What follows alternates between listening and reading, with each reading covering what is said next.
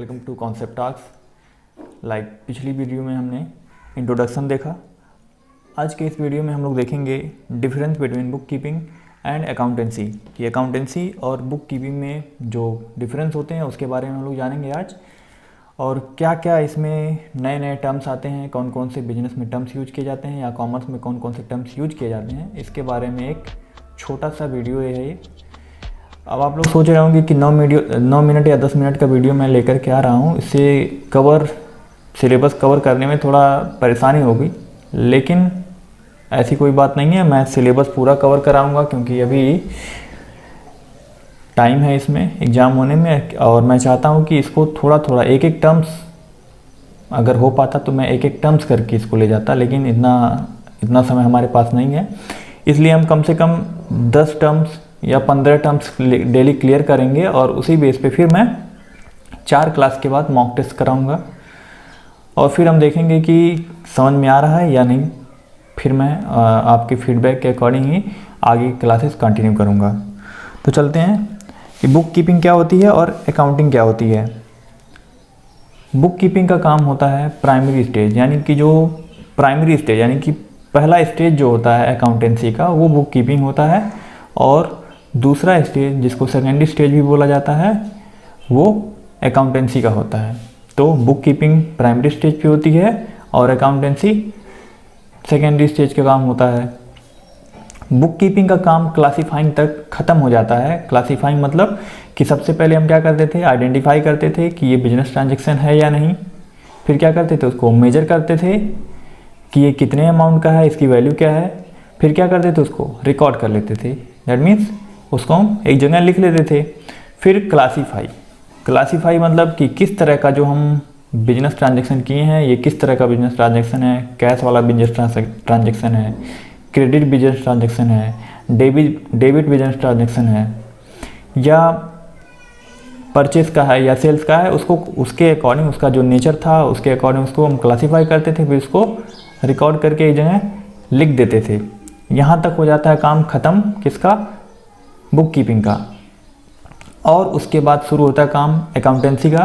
तो अकाउंटेंसी में भी क्या होती है, बुक कीपिंग आती है। ये नहीं है कि बुक कीपिंग जो है ख़त्म हो गया उसके बाद अकाउंटेंसी का काम होगा स्टार्ट, नहीं। अगर अकाउंटेंसी का काम करना है आपको तो बुक कीपिंग पहले करनी पड़ेगी।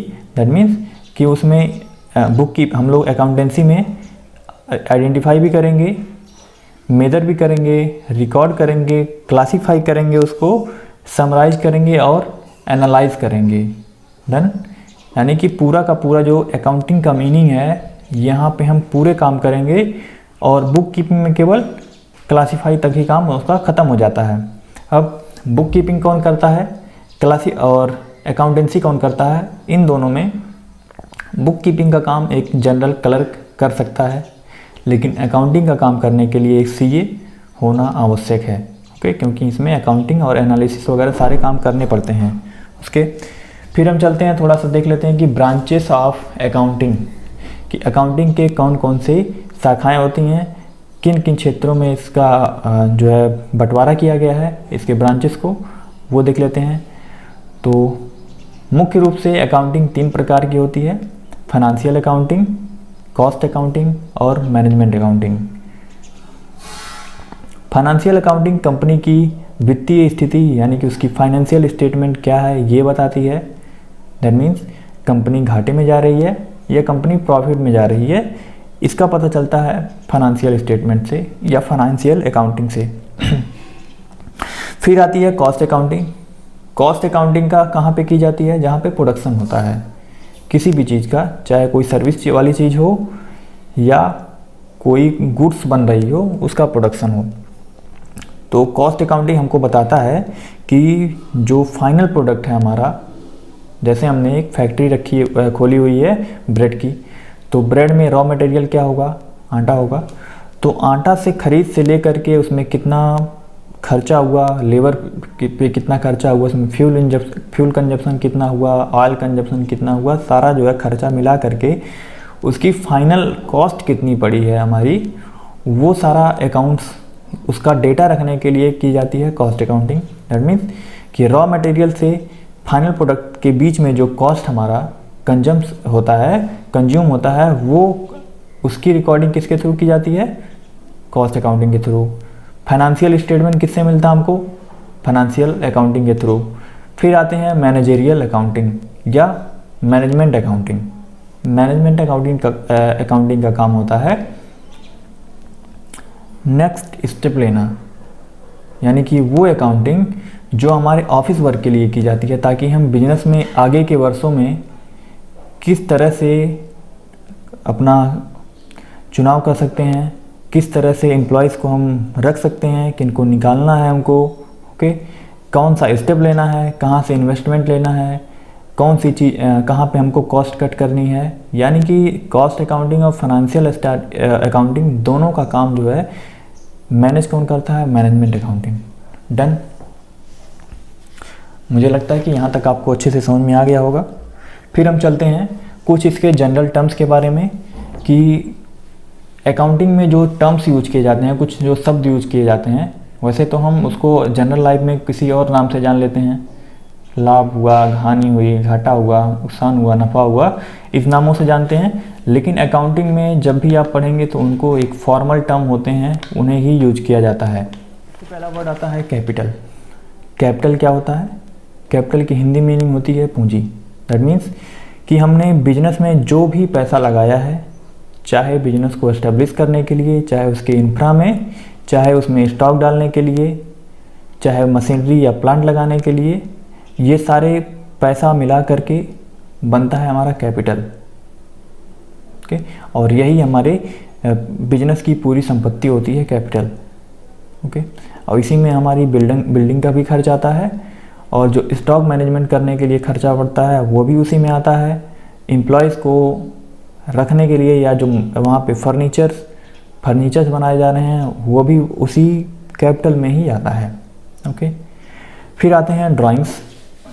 ड्राइंग का मतलब होता है आहरण करना। आहरण मतलब अगर हम बिजनेस में, जैसे मान लीजिए हमने कुल मिला करके 1 लाख रुपए अपने बिजनेस में लगाया है, लेकिन किसी भी पर्सनल काम के लिए हमने क्या किया, उसको 10,000 उसमें से निकाल लिया, दैट मीन्स ड्राइंग। अगर हम बिजनेस में किसी पर्पज़ से काम करने के लिए उसमें पैसा निकालते हैं तो वो ड्राइंग नहीं होगी। दैट मीन्स कि अगर हमने, मान लीजिए फ़ोन का दुकान था हमारा, 10 लाख का पूरा हमारा कैपिटल है, हमने 1 लाख उसमें से निकाला ताकि हम मोबाइल का स्टॉक फिर से कर सकें, तो वो ड्राइंग में नहीं आएगा। ड्राइंग में तभी आएगा जब हम उसमें से, यानी कि अपने कैपिटल में से पर्सनल यूज के लिए पैसा निकालेंगे, तभी वो ड्राइंग्स में लिखा जाएगा। फिर है एसेट्स। एसेट मीन्स संपत्ति। कैपिटल मीन्स क्या होता था? पूंजी, और एसेट मीन्स होता है संपत्ति। एसेट मीन्स कि ऐसी चीज़ें जिनको हम एक टाइम पीरियड के बाद में कन्वर्ट कर सकें, किसमें? पैसे में। और एसेट भी 2 तरह के होते हैं, एक होता है फिक्स एसेट, एक होता है करंट एसेट। करंट एसेट वो होते हैं जिनको हम साल भर के अंदर ही बेच करके पैसे में कन्वर्ट कर लेते हैं, जैसे कि हमारा स्टॉक हो गया, वो भी क्या है? हमारी संपत्ति है, और हम उसको 1 साल के अंदर ही कन्वर्ट कर सकते हैं, किसमें? मनी में। लेकिन अगर हम कहीं पे बिल्डिंग लिए हुए हैं तो उसको क्या हर साल बेचेंगे? 1 ही साल के अंदर। अगर जिस तरह का, यानी कि बिल्डिंग लेते हैं, अगर हम कहीं लैंड लेते हैं, कहीं पे ज़मीन लेते हैं, तो उसको कम से कम साल भर के बाद ही उसको बेच करके हम कैश में कन्वर्ट करते हैं, या तो 10 साल में कैश में कन्वर्ट करते हैं। तो ये सारी चीज़ें जो हो गई वो फिक्स एसेट में आती हैं, और जो हम साल भर के अंदर ही कैश में कन्वर्ट कर लेते हैं उसको करंट एसेट बोला जाता है। फिर आते हैं लाइबिलिटीज़ पे। लाइबिलिटीज़ का नाम सुनकर कि रिस्पॉन्सिबिलिटीज़ से ये क्या है? एब्रीविएट हो रहा है, तो हम इसको ऐसे समझ सकते हैं कि देनदारियाँ, हिंदी में इसको देनदारियाँ बोली जाती हैं। यानी कि जो हमारे ऊपर कर्ज है किसी प्रकार का, कि चाहे वो सर्विस के रूप में कर्ज हो या कैश के रूप में कर्ज हो, दोनों ही क्या हैं? लाइबिलिटीज़ हैं। और लाइबिलिटीज़ भी उसी तरह से लाइबिलिटीज़ को भी क्या 2 टर्म्स में यूज किया जाता है, कैश में और सर्विस में। कैश में मीन्स कि यानी कि जो जिन लाइबिलिटीज़ को हमको पे करना है कैश में, जैसे अगर हम बैंक से लोन लिए हैं या किसी मार्केट से कहीं से पैसा उठाए हैं तो उसको क्या करेंगे? कैश में ही देंगे उसको। लेकिन अगर हम इसलिए किसी से पैसा लिए हैं ताकि हम सर्विस देंगे किसी को, जैसे मान लीजिए कि मैं पढ़ाता हूँ, मैंने किसी से एडवांस फीस ले लिया, दैट मीन्स कि उसकी मेरी क्या है, लायबिलिटी है उसके ऊपर कि मैं उसको अपनी सर्विस के थ्रू यानी कि पढ़ा करके उसको वो उस लायबिलिटी से उबर पाऊँ मैं। फिर आता है एकदम परचेस। परचेस आपको समझ में आ ही रहा होगा कि जो हम खरीदते हैं, लेकिन उस यहाँ इस परचेस का मतलब केवल वो है जो हमारे बिजनेस से रिलेटेड परचेस होंगे उनको ही हम रिकॉर्ड करेंगे। ये नहीं कि हम घर के लिए तेल खरीद रहे हैं, घर के लिए साबुन खरीद रहे हैं, उसको भी क्या करें इस परचेस में हम नोट करते जाएं, नहीं।